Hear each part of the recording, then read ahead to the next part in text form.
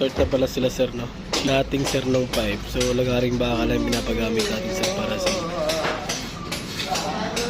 Biyakan mo ng ano. So pag nakat nila yan sir, ito try tulak doon sa taas. Tapos dito hila naman.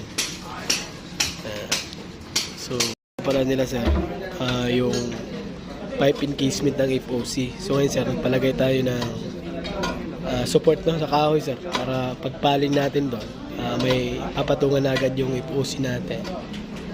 Ayan, so habang hindi pa na-fix sir yung pinaka-rerouting, so isa baba muna na support sir no. Tapos pag na-fix na sir, saka natin sasabitan ng guy wire.